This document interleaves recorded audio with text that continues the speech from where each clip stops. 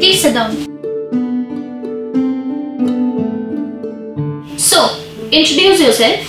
My name is Mohammad रियाज और मैं UP का रहने वाला हूँ। 1 minute. You have to speak in English.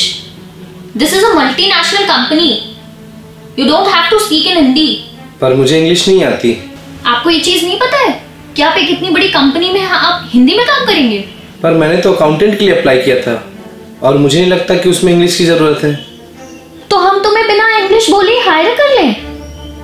कल को तुम हमारी कंपनी में आओगे, हमारी कंपनी देश विदेश में जाके मीटिंग्स करती है, हमारे क्लाइंट्स हैं, तुम हमारे क्लाइंट से हिंदी में बात करोगे। तुम्हें हायर करने के बाद हमारी कंपनी की रेपुटेशन गिर जाएगी, हम तुम्हें हायर नहीं कर सकते। पहले इंग्लिश सीख के आइए, उसके बाद आपको देखेंगे। Sir coffee. कोई भी एरा गेरा इंटरव्यू देने के लिए आ जाएगा, तुम उसके लिए कॉफी लेके चले आओगे? दफा हो यहाँ से। Sorry ma'am. और तुम बैठे बैठे मेरी शक्ल क्या देख रहे हो? जाओ यहाँ से। पहले इंग्लिश सीख के आना, उसके बाद आके इंटरव्यू देना।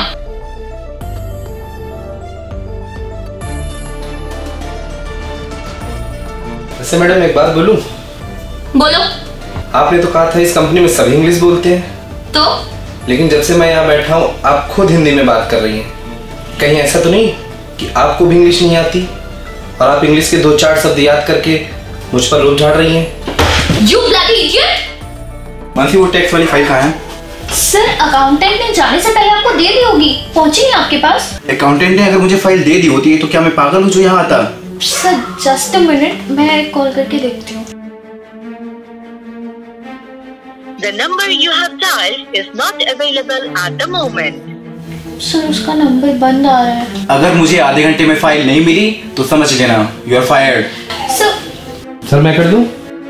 तुम ये कर सकते हो? Yes sir. तुमसे मैंने जाने के लिए बोला, तुम अभी तक गए नहीं। 1 मिनट, लैपटॉप दो इसे। बट सर मैंने जितना बोला उतना करो।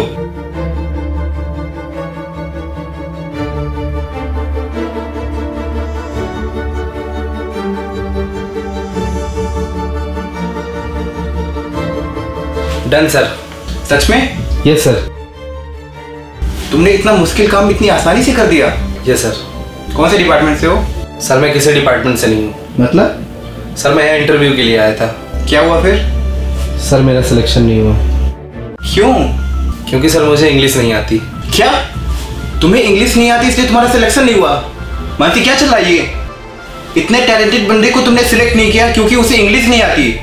तुम इंग्लिश की बात करती हो। अच्छा एक काम करो, तुम इंग्लिश में चलकर दिखाओ, इंग्लिश में खाना खाकर दिखाओ। हमारा देश भी कितना अजीब है, अपनी मातृभाषा की कोई कदर ही नहीं करता है। जिसको देखो इंग्लिश जा रहा है। और बाहरी देशों को देखो, वो लोग अपनी मातृभाषा का प्रयोग करके गर्व महसूस करते हैं। और एक हमारा भारत जहाँ के नागरिक अपनी मातृभाषा को प्रयोग करने में शर्म महसूस करते हैं। और अपने प्रधानमंत्री जी को देखो, किसी भी देश में जाते हैं लेकिन वो गर्व से अपनी मातृभाषा का प्रयोग करते हैं। दूसरे देश में जाके अपनी मातृभाषा को बोलना आप लोग समझ रहे हैं। और एक यहाँ है, हम लोग अपनी मातृभाषा का प्रयोग ना करके इंग्लिश में जा रहे हैं। इंग्लिश नहीं आती तो ये नहीं हो सकता, इंग्लिश नहीं आती तो वो नहीं हो सकता। कैसे नहीं हो सकता है? और मैं बहुत ज़्यादा शर्मिंदा हूँ कि तुम इंग्लिश की वजह से किसी का सिलेक्शन नहीं कर रही हो।